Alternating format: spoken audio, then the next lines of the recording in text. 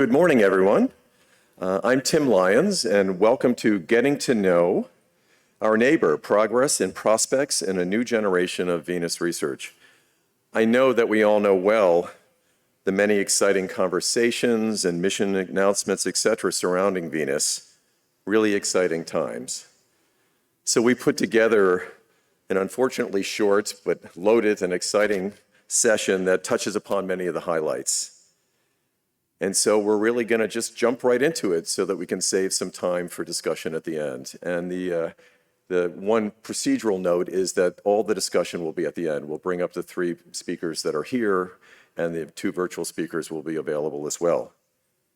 So without further ado, I'm going to go ahead and introduce our first speaker, who is a virtual member of the team.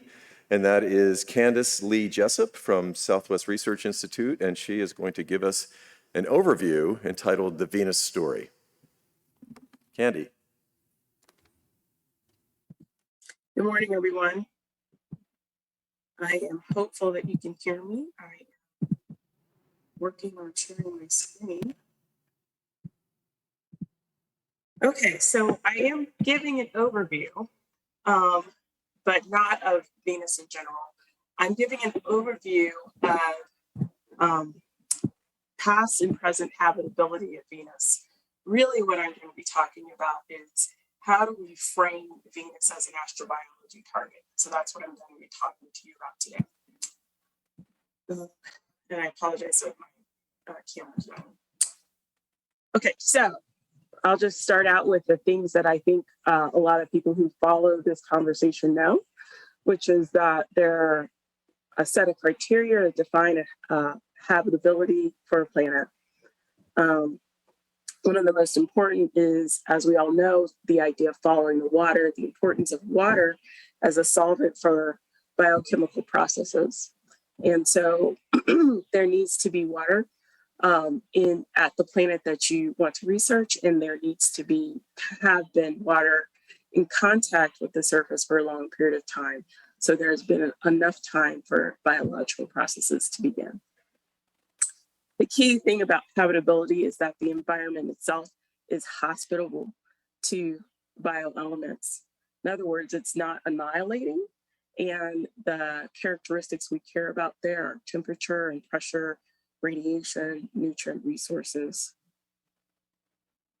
There's more, but I can't think of them because I haven't had enough sleep.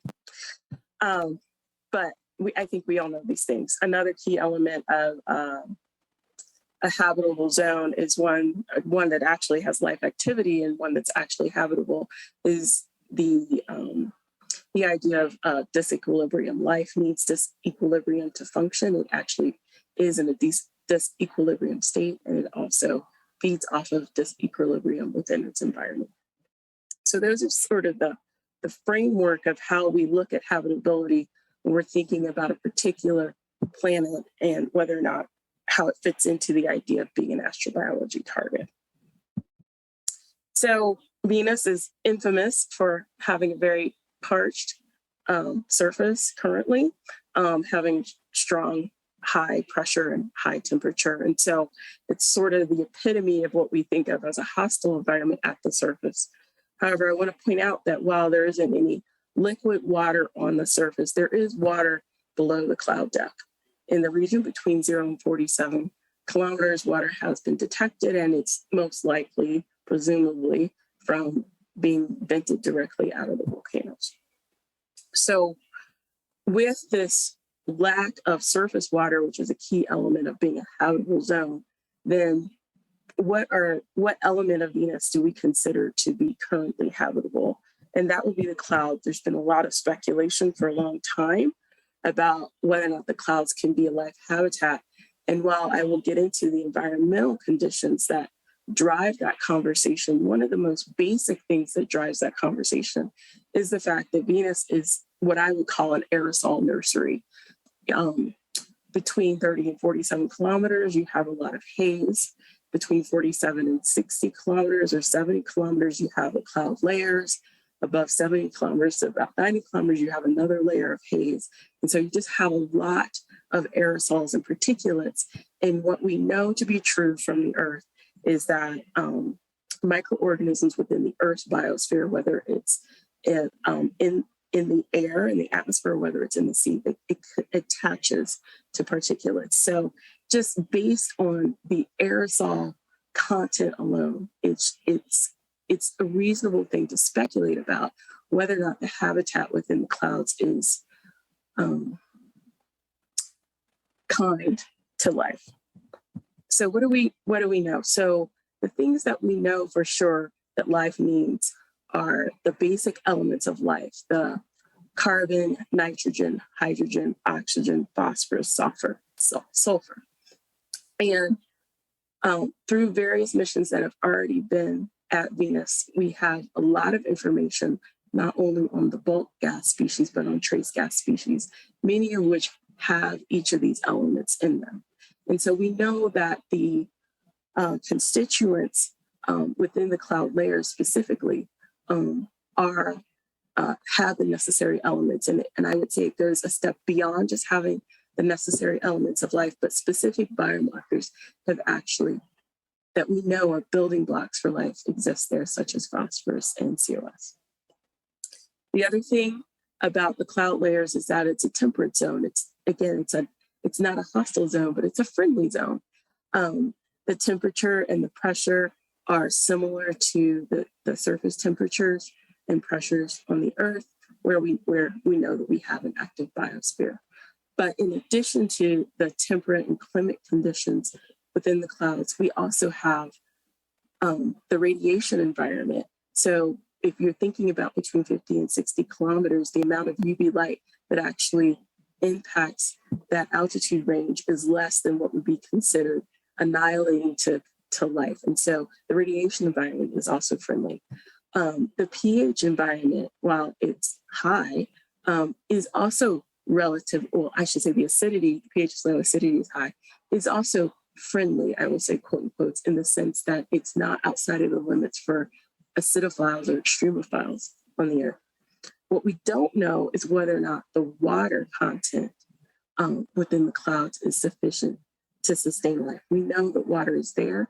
We know that at least 30 parts per million has been detected at the base of the cloud layer. And we know that the aerosols themselves are actually a solution of H2SO4 in water. So we know that water is there. But what we don't know, since number one, we don't know if there's any bacteria there. So we don't actually know its reproductive rate. And then additionally, because the water that is there is so much lower than what's in our own Earth's biosphere, what we don't know is whether or not any bacteria that lives there, the rate at which it would reproduce, given the sparsity of water that the bacteria may be in.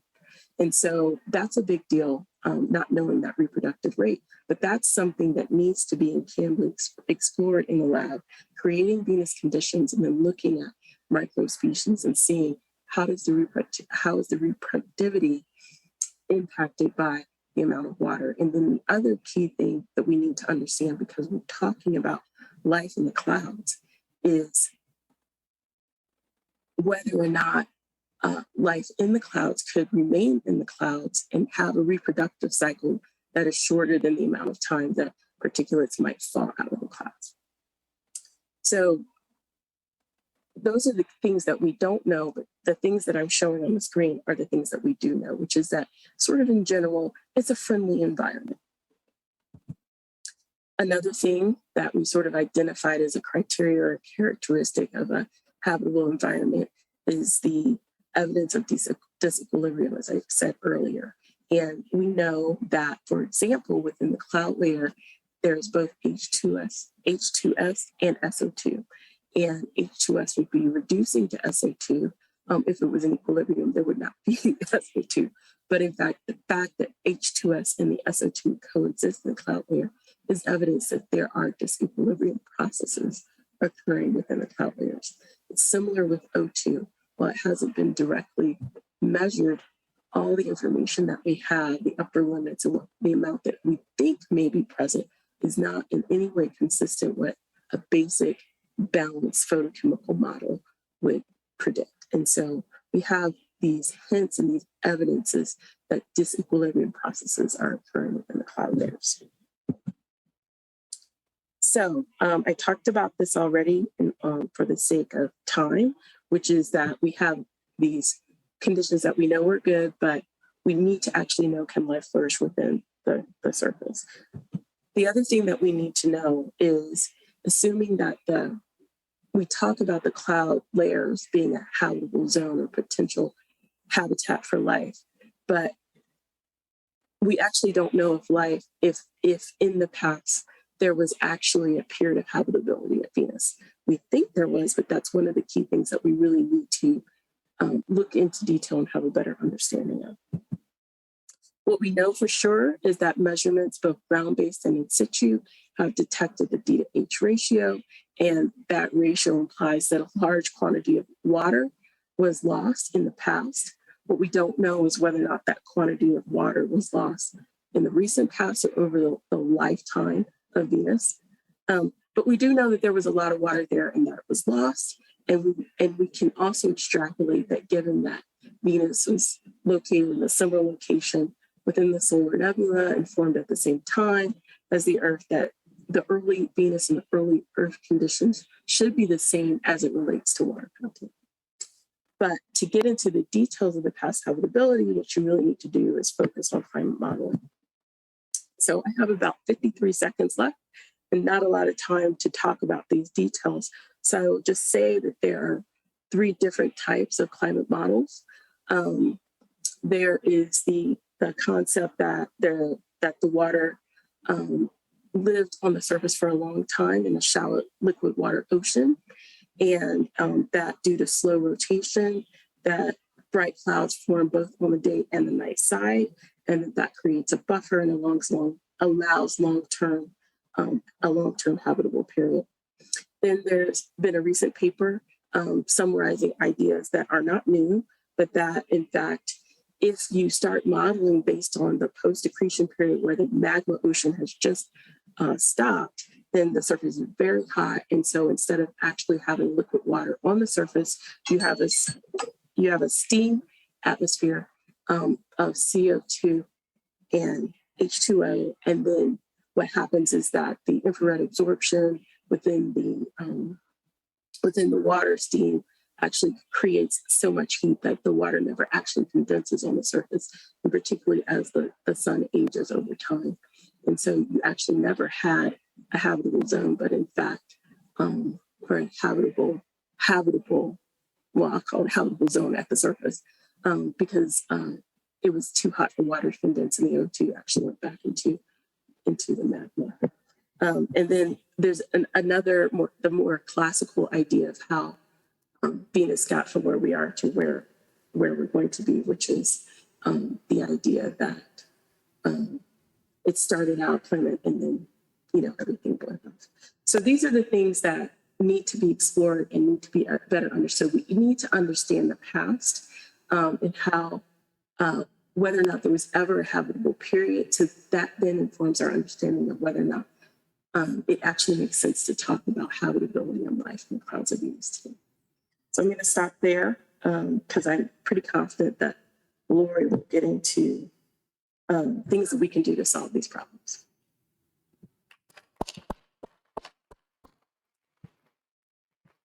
Thanks very much, Candy.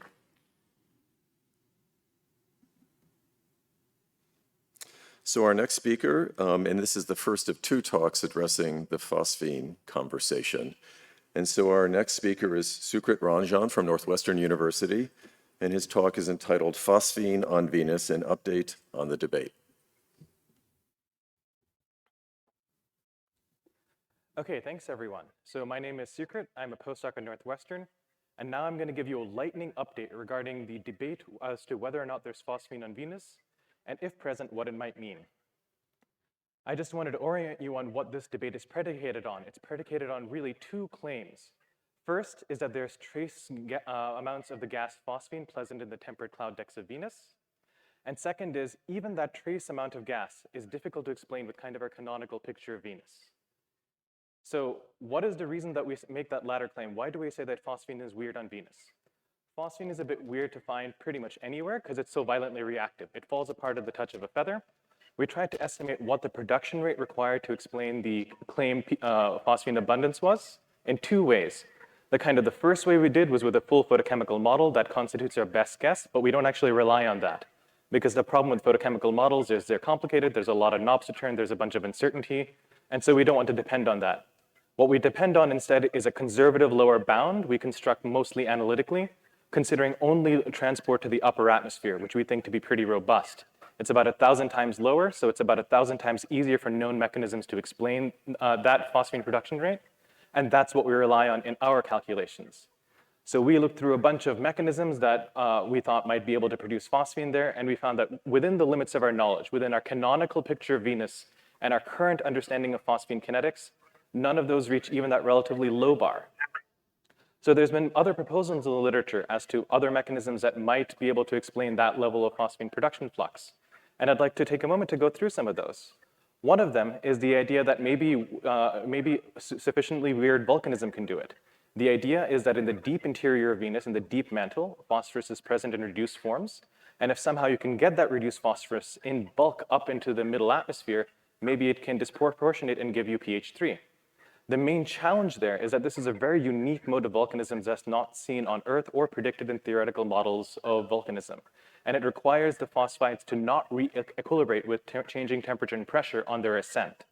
One way to confirm this theory would be to detect evidence of bulk lower mantle composition magmas on the surface of Venus. Another mechanism is the idea that maybe we live at a special time. The idea is that if in the recent past there was a large iron meteorite impactor, then maybe that can disproportionate and give you and explain the detected concentration. In order for that mechanism to work, there's a couple of other kind of experimental studies we need to do. First, we need to understand what is the phase of reduced phosphorus when it ablates in a relatively oxidizing atmosphere like Venus. And second, we need to understand what happens when that putative reduced phosphorus is exposed to concentrated H2SO4. In industrial processes on Earth, those conditions destroy pH 3. Can it produce it in the conditions in the Venusian clouds? I think experiments would be helpful there. Another mechanism that's been put forward is the disproportionation of P4O6. This was a bit of a head scratcher for us because we actually considered that exact mechanism in our paper and we came to the opposite result. Fortuitously, the authors of this paper were at this AbSciCon and we did a brief intercomparison. We determined that that it all comes down to the thermodynamic Gibbs free energy formation for one particular molecule. We used the value from the NIST-JANAF tables for this particular parameter, and with those parameters, we both found that it can't really disproportionate. However, if you instead use a parameter from HSD, which is a commercial thermodynamics package, you find that it can disproportionate. And so now we're doing follow-up work trying to establish the provenance of both the values and figure out which number is it really. And the final kind of broad set of mechanisms fall under the general heading of novel heterogeneous photochemistry. And the idea is maybe you have some mineral catalysts there, and under irradiation by UV light, maybe they can reduce phosphorus to pH 3. And experimental studies of this are underway. However, there's another explanation for Venusian phosphine, which is that it's just not there. So with this in mind, it's worth taking a look at the two independent lines of evidence for Venus and critiquing where they're at now. The original claim of pH 3 on Venus was basically built around the idea that there was opacity detected at about 1.1 millimeters, closely aligned with the expected pH 3 line, that was in the cloud deck in Venus, and that SO2 was excluded as a contaminant from contemporaneous Alma measurements. So how is that held up? Well, first, let's look at the Alma data. The Alma data, it turns out, are really challenging to work with. And this is a bit surprising because Alma is more sensitive and higher resolution, but that works against you when looking at a bright nearby target like Venus. It turns out that in particular, it generates certain high noise baselines, and that whether or not you recover phosphine is extremely sensitive to how you include those baselines. So critically, there is no independent recovery of opacity with Alma, and it depends on how you treat those baselines. The situation with JCMT is a little bit different. That's a single dish instrument, and there have been multiple recoveries of the opacity with JCMT. But what is that opacity? One very real possibility is that it's SO2. And in a very nice paper, Linkowski et al. 2021 pointed out that the initial upper limits placed on SO2 using the Alma measurements are invalid because of that same baseline issue. The data trending method used in the initial paper diluted the line signal, so those upper limits are not valid. Our observation team has very much taken this to heart. They looked for evidence of SO2 in contemporaneous archival JCMT observations, which seem to be more robust. And in a paper which has just been accepted, so far it looks like measurements taken within a few days of the initial 1.1 millimeter observations don't seem to show signs of SO2. In order to really nail this issue, we've also started a large JCMT program, which aims to simultaneously look for multiple features of SO2 and 1.1 millimeter opacity with the goal of seeing how do they covary, with the idea being that if they covary, it's probably SO2. If they don't covary, then it's a little bit weirder. I don't say if they don't covary, it's pH3, because there's another really important argument put forward by Linkowski et al., which is that the signal is not coming from the clouds. It's coming from it's almost certainly mesospheric. And if that is the case, then it's really hard to assign a pH3 interpretation to the signal. The production flux required is just too high, bar a few kind of weird edge cases. But then the question is, what is it? If the recent Greaves et al. 2022 upper limits are valid, then it's not SO2. Is it a third molecule? Is it something else entirely? Novel photochemistry? We're not sure. The final kind of argument for what kind of line of evidence for is phosphorus and phosphine present on Venus comes from the Pioneer Venus, which the previous speaker kind of alluded to. The idea there is that if you go back and look at the mass spec data from the Pioneer Venus in situ mission, you find evidence for various disequilibrium species, including tentative evidence for phosphine. The author of this work, Rakesh Moghul, is actually here, so if you have questions about this, I recommend you ask him or look at his poster. I'll summarize his arguments very briefly. He robustly detects, his main argument is predicated on detection of this P+. He robustly detects P+. He asks what are the possible parent gases given the temperature pressure conditions in the Venus clouds. And he finds that of those, the ones that are allowed by his analysis of the data, only pH3 fits. The second argument is a little bit much less certain. He specifically looks at the 34 AMU channel and asks, do you see evidence of pH3 there? This is much more tentative because there's multiple species that are present there. Overall, he finds that his fits slightly prefer H2S and pH3, but that's a little bit less assertive. There's no other independent analyses of these data so far, but I know that there's groups working on this, so I reached out to them to ask if they might have comments. So the work I'll share with you now is in prep, so please take it, treat it appropriately. But so overall, Will Brinkerhoff over at NASA Goddard is leading an independent analysis of these data. He does detect phosphorus species present in the atmosphere of Venus, but the data analysis is extremely challenging, and he's not able to either affirm or deny the results of Moghul et al. At this time. Michael Radke over at Johns Hopkins is also leading an analysis of this data, and he's focused on the 34 AMU mass channel. For this mass channel, he finds that either H2S or pH3 plus H2S can explain the observed signal. Overall, all groups agree that data are hard to interpret, better measurements are essential, and from that perspective, upcoming missions like Da Vinci are going to be really exciting. To summarize the key takeaways, phosphine, if present on Venus, is very, very weird, and I don't think it's possible to explain with our conventional picture of phosphine and our conventional picture of Venus. Observations and lab measurements are required to confirm whether or not pH3 is really present on Venus, and if it's there, to constrain possible formation mechanisms. One surprising takeaway for me as I was working on this project is how little we understand about our nearest neighbor. From that perspective, I think upcoming missions are coming at a really good time.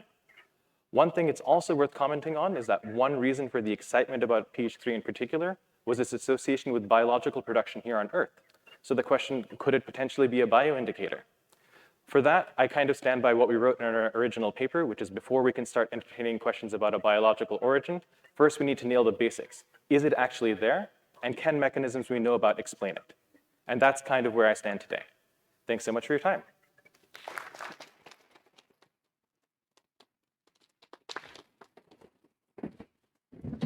Thanks, Sucrit, for a really wonderful overview. And so continuing on the phosphine theme, our next speaker is Eddie Sweeterman from UC Riverside, who will speak on uncertainties in the detection of Venus phosphine and its potential connection to life. Eddie. Yeah, thank you very much, Tim. So this is a topic a lot of people have a lot of opinions about, and I don't have a lot of time. So if you know something really crucial and important, and I forgot to put it in, I didn't forget to put it in, I just didn't have the time to say it. But if I were to think about how to frame this debate, I would break down these steps. Is there phosphine on Venus? Steps 1, 2 here, and is it due to life? Now, is it due to life is not to say that everyone who claims that phosphine on Venus is claiming that it's due to life. It's more that it's been claimed that this could be an explanation if all other abiotic sources are ruled out. And moreover, phosphine has been proposed as an exoplanet biosignature. And so we really need to understand if this gas can build up in terrestrial planet atmospheres in our solar system abiotically, if we're going to assign biogenicity to a remote observation. And so if we were to really treat all of these questions in due course and go into depth, we'd probably be here for about 6 months and celebrate New Year's together. But it's really important because if we ever hope to find life, for example, on an exoplanet, we will have to resolve this Venus phosphine debate. Exoplanets are kind of like the remote online-only sessions of the conference. You know, you can only zoom in.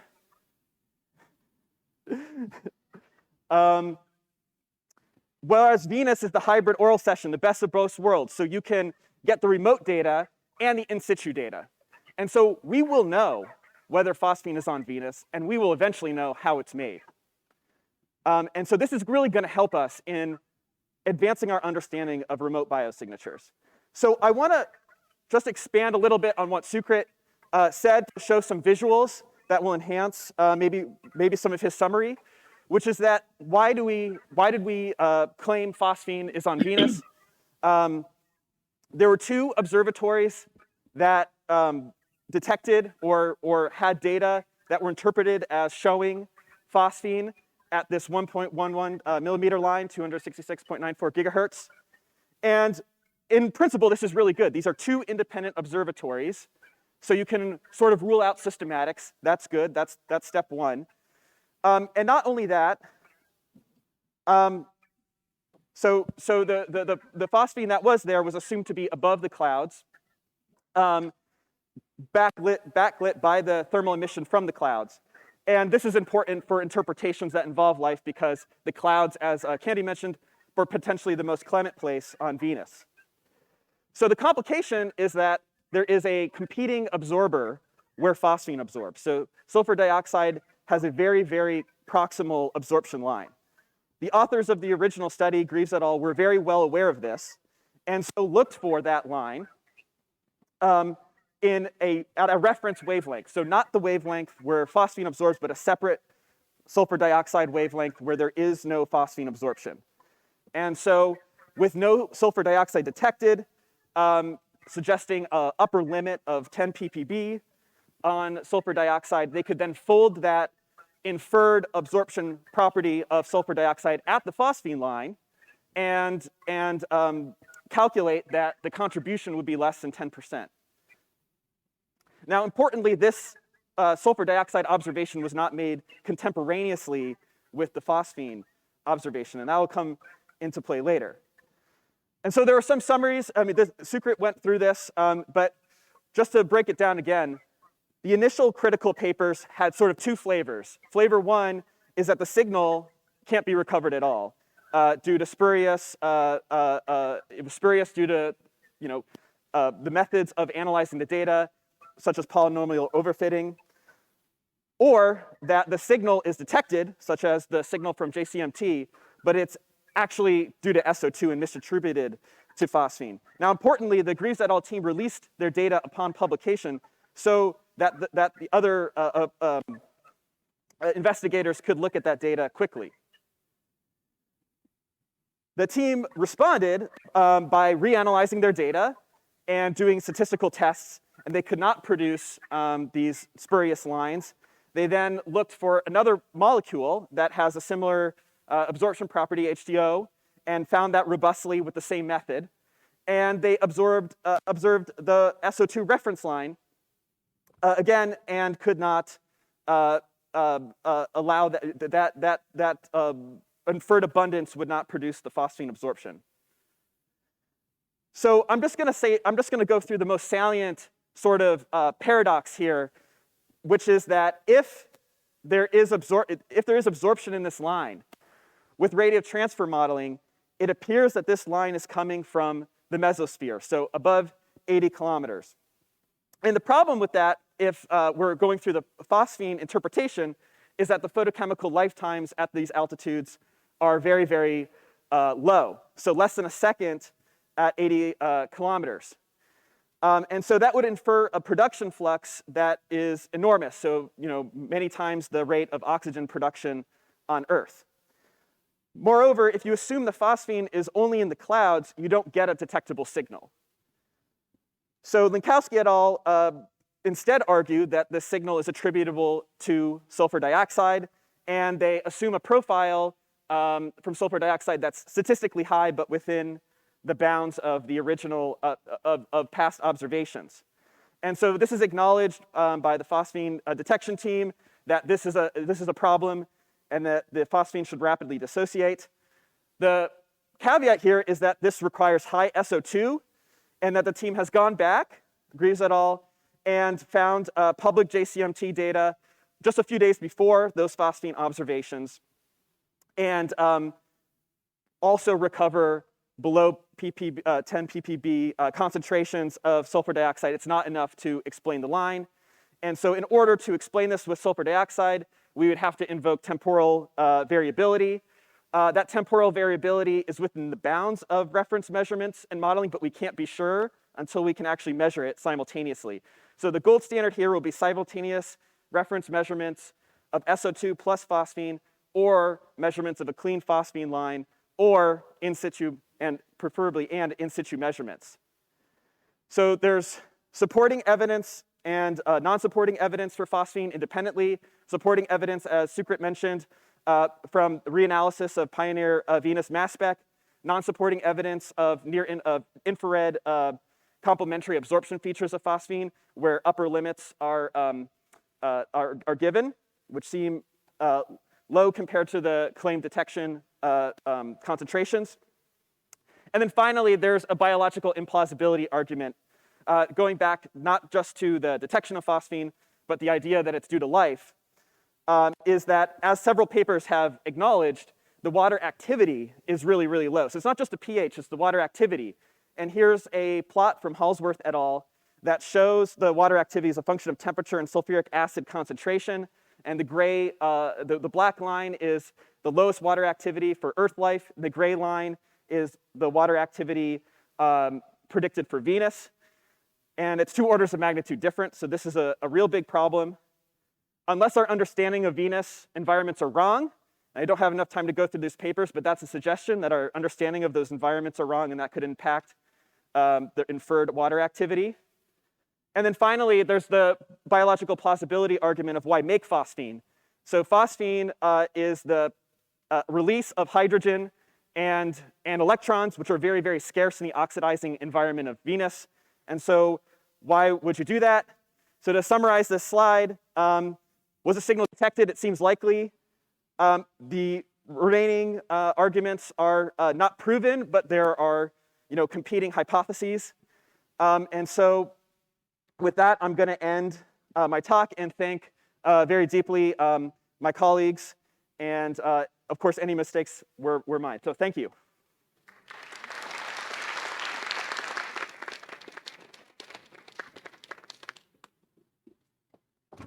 Thanks very much, Eddie.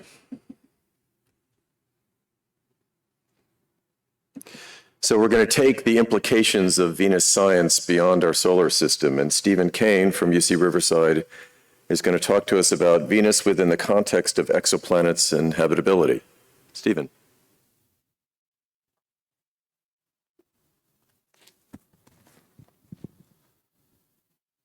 Thank you, Tim, and thank you to all of you here and online for coming to the early morning session on the last day of the meeting. As Tim mentioned, I'm going to be talking about Venus in the context of exoplanets and habitability. This title slide is showing one of the glorious pictures from the Japanese Akatsuki mission, alongside an artist's depiction of what Venus may have looked like as recently as 1 to 2 gig-years ago. And this is a fundamental question that Candace mentioned earlier that we need to figure out. But there are several pathways to do this. One is Venus intrinsically, and the other is looking at the statistical power of many, many potential Venus analogs. Many of you are probably aware that we have recently crossed a significant boundary in the exoplanet detection parameter space, and we've crossed the boundary of 5,000. More than 5,000 exoplanets, most of which have been found through radial velocity and transit method, which are heavily biased towards planets which are closer to their host stars. And the deep dive into the terrestrial regime really came through the Kepler mission, and this is a famous plot which summarizes much of the results of the Kepler mission, showing the radius and the orbital period distribution of the candidates that were found, thousands of candidates found with the Kepler mission.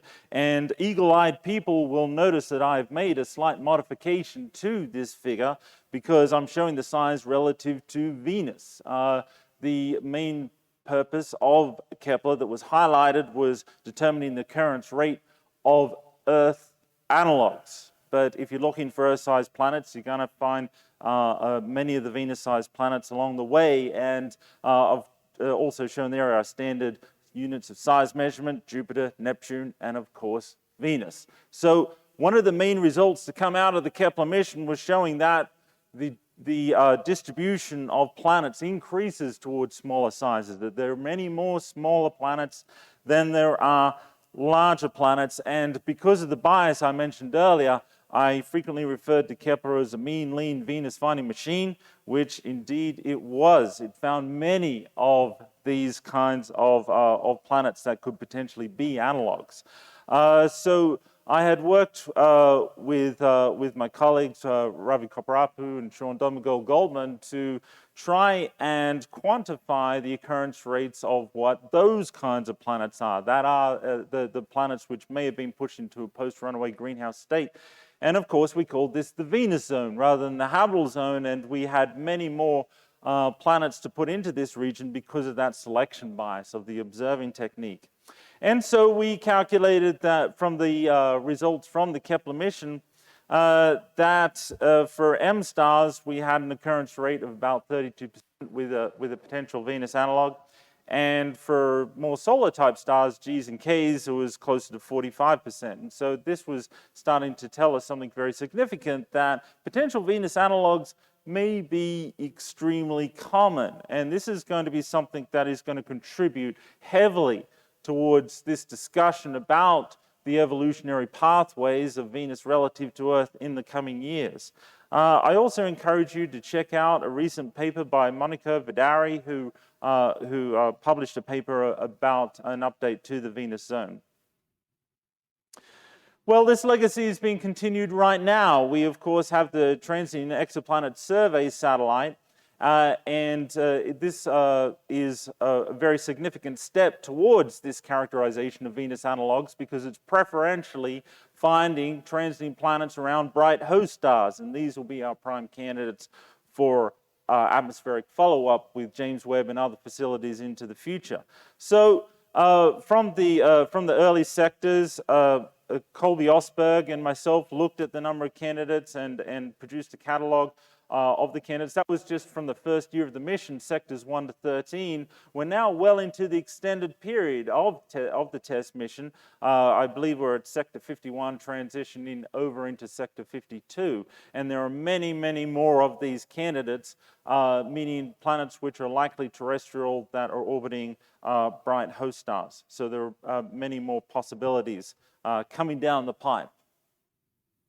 So one of the main challenges, as I said, is, well, then what do we do with all of these potential Venus analogs which are orbiting bright host stars? Because part of the debate is that, well, we don't know if Venus was always in this state or if there was a transitionary period. And so atmospheric characterization will be part of the process that will go through here, but what many of us are looking at now is, how do we actually distinguish between Venus and Earth analogs when we are producing transmission spectroscopy of the upper layers of the atmosphere? We're getting only a slight preview into what the full atmosphere looks like. And the challenge is to take what we measure from the very top of the atmosphere and extrapolate that all the way down to the surface. That's not an easy thing to do, particularly with Venus having so many missing pieces in our knowledge for the middle and the deep parts of the atmosphere. And so what's really required is detailed pressure, temperature, composition, and chemistry profiles with altitude and how they're varying with other planetary properties such as mass, radius, insolation, flux through time. And that's, of course, what the exoplanet population will bring to the table. And so we're just entering a period now when we're going to start to get our first data of these coming up very soon this summer. Because as I'm sure you all know, the launch of JWST was highly successful, and the data is doing very well. You may have seen the initial images, the first light images from James Webb, and fortunately there are a number of targets which are strong Venus zone candidates that are in cycle 1 guest observer observations. And so these, of course, include one of our favorites, which is TRAPPIST-1c, but there are several others as well, which are likely terrestrial planets, GJ1132b and L9859b. And so the challenge will be, as I said, how do we tell the difference between potentially temperate and post-runaway greenhouse environments when we're only looking at the top of the atmosphere? Clouds, of course, is going to truncate a lot of the information that we get from this, and the carbon dioxide absorption features do look very, very similar for Earth and Venus, especially when you are truncating with clouds. And so this is going to be a significant challenge, and as I said, a better knowledge of how that extrapolates down to the surface will be extremely important. And so I'll just finish with a couple of comments, general comments about this. As I've been saying, understanding more about the full atmospheric profile of Venus is critical, and that's why it's great news that we are going back to Venus, and Laurie is going to be talking about that in more detail in a few moments. But a couple of takeaway points is that, as I mentioned, the good news is that terrestrial planets are extremely common, and from our observational bias, we know that Venus-like planets, or at least planets that are in the Venus zone that may be in various stages of evolution, are also extremely common.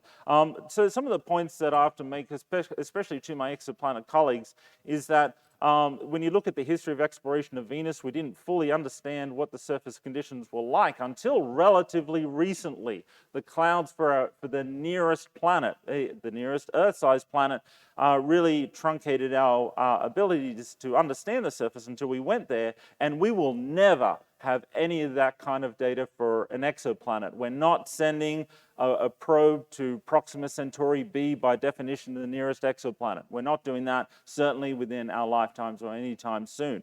That means that we must have the best models that we can possibly have from Venus, because those models are what the extrapolations for exoplanets will inevitably be based on. And so there's the two-pronged approach here. There's the intrinsic properties of Venus, there's the statistical properties of exoplanets. Both of those combined will hopefully produce a more complete picture of terrestrial planet evolution, because always remember the axis of time. The Venus that we look at now is almost certainly not the same Venus if you were to observe it at an age of 2 gigayears.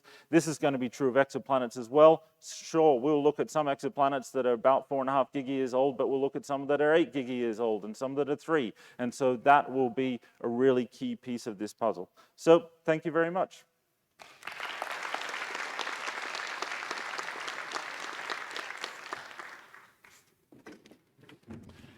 Thank you so much, Stephen. Well, the 4 speakers have really set up nicely, I think, why we're all so excited about Venus and why NASA shares that excitement. And so Laurie Glaze is going to give us an overview of what, as many of you know, are exciting plans for the near future. And so Laurie will speak on the decade of Venus, upcoming NASA missions, and opportunities. Great. Thank you, Tim. And hopefully everyone can see and hear me. fine and see the slides.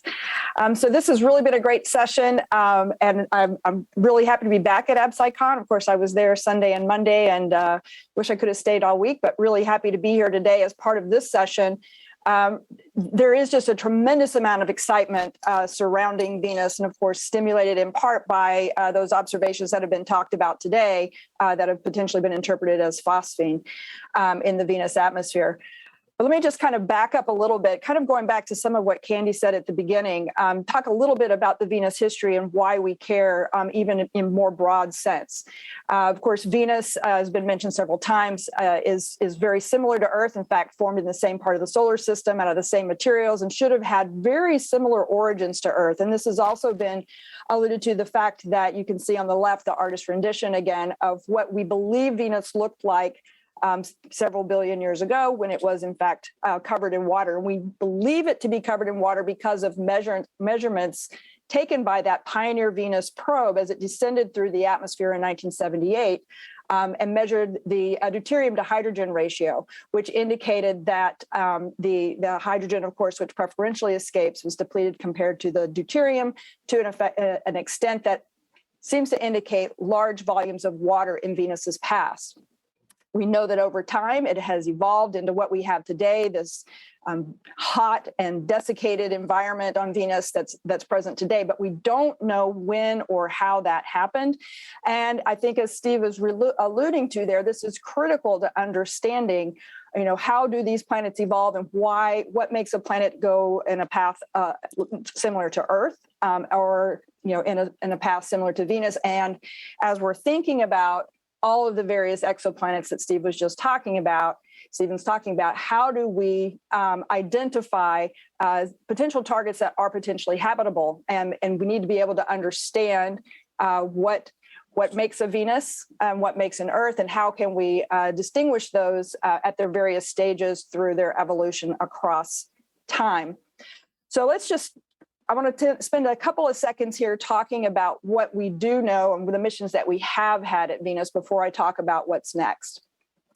I love this chart. It shows that across the top are all of the missions that have targeted Venus. And if you look to the far left, you can see the beginnings of the Soviet Union with their many Venera missions that landed on the surface of Venus, and the Pioneer Venus mission from the US, which included 4 atmospheric probes and an orbiter. Those missions, while successful and were able to collect some data, were in the really kind of the nascent days of planetary exploration. And so while we have some data, they leave a lot to be desired. As we try to interpret, there's a lot of uncertainties in the data.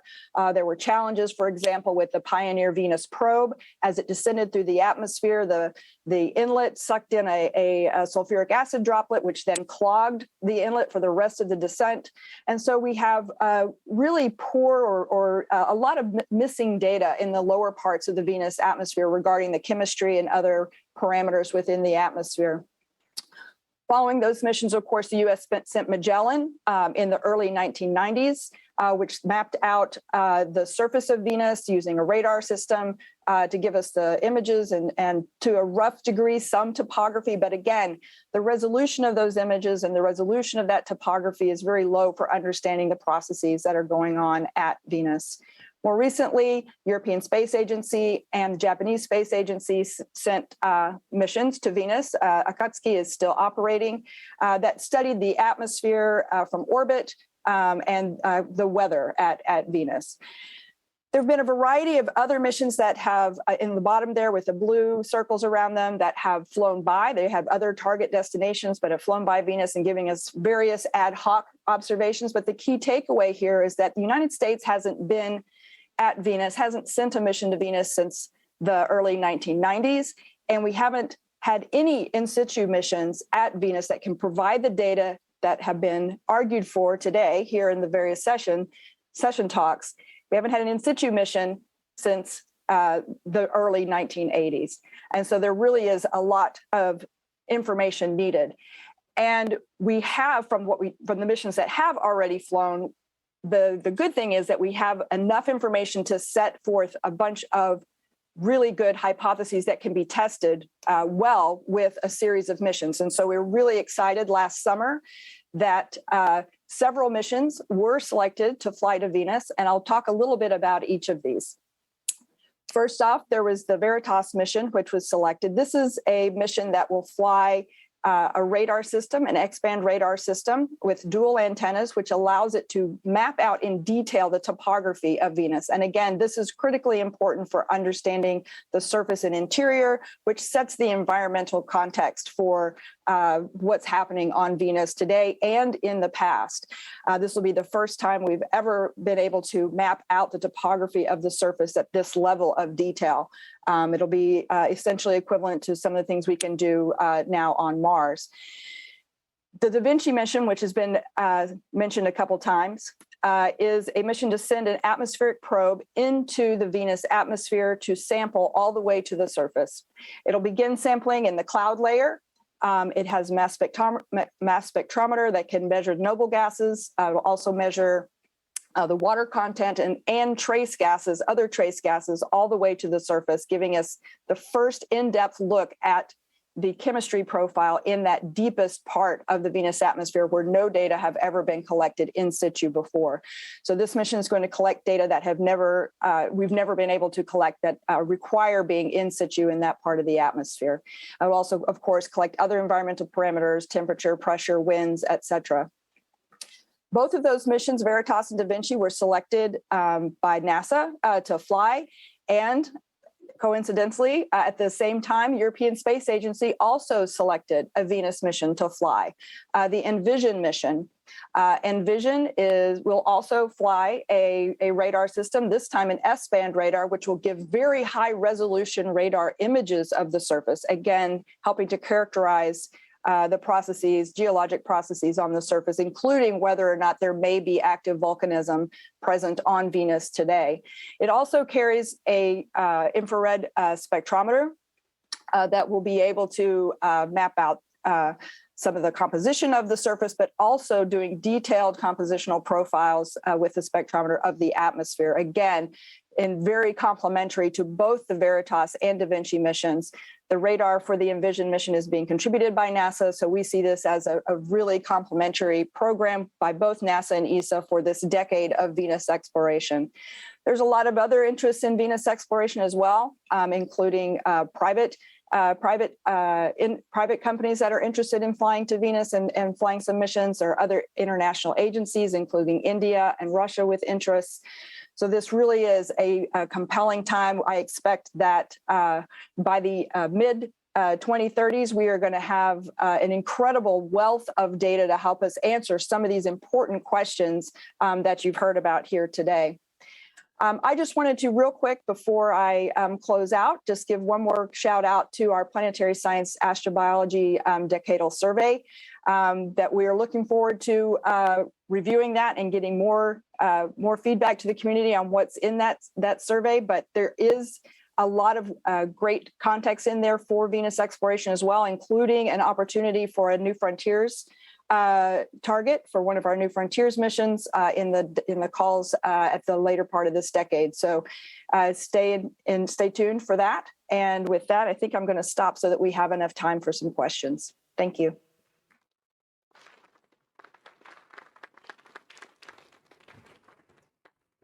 Thanks so much, Lori, for that excellent overview. Given the data that we're about to have, we're going to run out of excuses for not answering those most important questions, and that's a great thing. Before you do that, let's bring our three speakers present back up on the stage. And so we have maybe 8 minutes or so for questions, but what I really encourage you to do is follow them out into the hallway, and you'll have infinite time then. And so we already have a hand up, and we have a first question from Jen Glass. Talks. Thank you all for the lovely talks. I just wanted to ask if folks have looked for the phosphine, if there is phosphine in the cloud decks of Venus. Have you all delved really deeply into the microbial literature, of which there is about 30 years or more, all the way, well, more than that, 40, 50 years of looking at this. As far as I know, it's only been found in anoxic sediments, and there's no microbial pathway that's been sorted out. The burden of proof really in microbiology is to say that something is biological is really to establish an enzymatic pathway. So if an enzymatic pathway has not been found, is this community actively looking for one? Because that would be a burden in order to establish anything as biogenic. So far, the literature, most microbiologists, as far as I know, think that it is abiotic, that it's chemical, and there are mechanisms established for that and published. Thank you. Yeah, is this, okay, I think that might be a question for me. So the work on this has been led by, I think, Janusz Petkowski, William Baines, and Clara Souza Silva. And I think in their work, they lay out a case for why phosphine is biogenic. To my understanding, the phosphine reduction on Earth that's available is not demonstrated, it is not an enzymatic pathway, but there is some, like does seem to be associated with biological production. One other kind of key point to note is that most of the molecules produced by life, we don't seem to have a clear enzymatic pathway for. And so for that, I might say that there's, as you point out, a lot of room for really great experimental work to kind of trace out what's going on. And so that's something I think that this team would strongly encourage. Thank you. Let's go over here.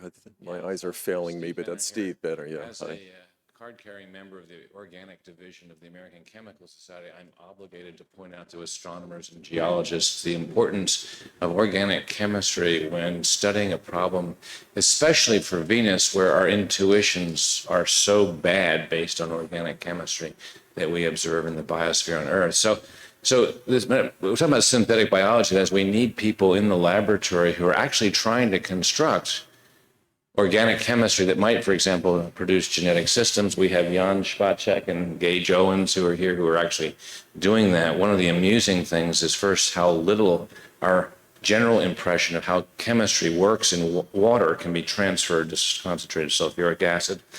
But then the surprise is that, yeah, we can actually generate, if we can get certain levels of one carbon species like formaldehyde, polymers, for example, polyglycolic acid, that are remarkably stable in these environments that could in fact be a genetic molecule. But we wouldn't know that unless we had, no, NASA does not do organic chemistry, right? NASA flies missions, NASA does excellent astronomy, excellent geology, but until we actually spend some time in the laboratory with concentrated sulfuric acid, we really don't know what we should be looking for in the way of organic molecules because our intuition has been so poor in the past. So that's my comment. Thanks, Steve. I think we have time for one more, so go for it. Great. Hi, this is Stephanie Getty from NASA Goddard and Da Vinci. And I just wanted to congratulate everybody on an amazing session this morning. I was enthralled. On behalf of Da Vinci, also, I want to express encouragement. It's a little bit of an advertisement. We have a trade study that's going on right now to consider whether we can define a slightly expanded scope of one of our instruments, and it's not an expanded scope. It's a trade study during our phase B here to look at additional measurement targets, and I'd encourage you all to get in touch with us on the team. We're going to have a roundtable discussion, engaging the community, and we'd love to hear hypotheses that could be formulated based on measurement targets that we'll make during our descent through the through the atmosphere of Venus. And we're really looking forward to contributing new awareness and new data to this really energized community. So thanks for all you do, and hope to hear from you. Thank you very much. Unfortunately, we have a hard stop, but again, I encourage you to follow up after this in the hallway. And so let me just take this opportunity to thank all the speakers for an excellent session, and to thank them for just ramping even up further my interest in Venus. So let's thank them very much.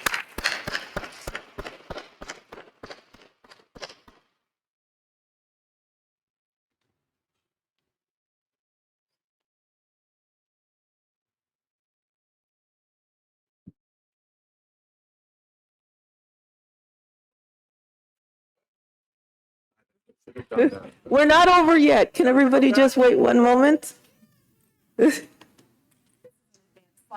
Oh, I have no slides. So now that we're just about at the close of AbSciCon, I'd like to just start out a round of thank yous.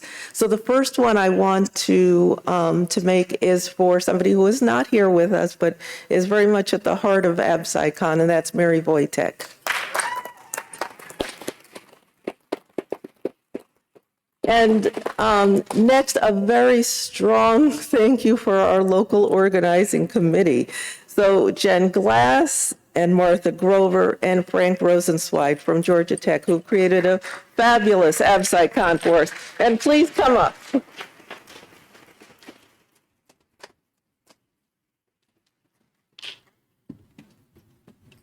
And thank you. Oops.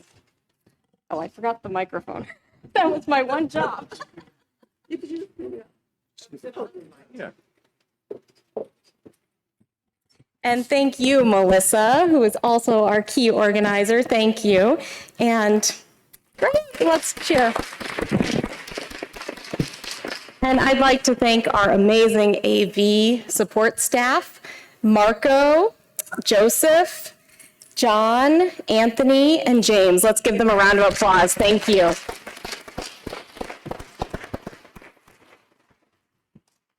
Next slide. Okay. Have I learned anything in this pandemic is that there's no such thing as a non-essential worker. But in my life over the last few months, some of the most essential people have been the AGU staff who have really helped the local and the wider science organizing committee follow this moving target as we sought to bring us together and do so in a way that's safe for everyone. So a special shout out to the people on the left-hand side, Heather Naley, who is the chief coordinator, as well as folks like Victoria and Amy, Becky, Nicole, Justine, and Lauren. Thank you so much. And without your help, this meeting would have been impossible. So thanks to AGU.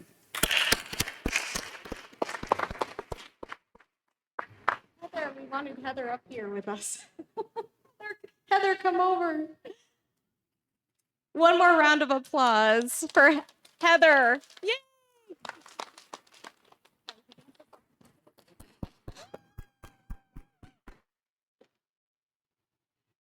And finally, we'd like to thank the partners and sponsors, NASA Scope, Applied Physics Laboratory at Johns Hopkins, Blue Marble Space Institute, LIFE, American Society for Microbiology, American Astronomical Society. Thank you all so much for helping us to all come together here this week.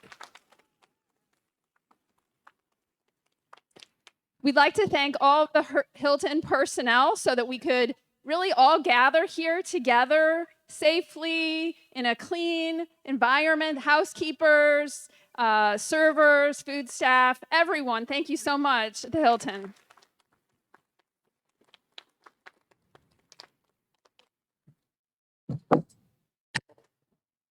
And finally, thank you to all the conveners, all of the session chairs, and all of the participants. So thank you all for coming here or joining online.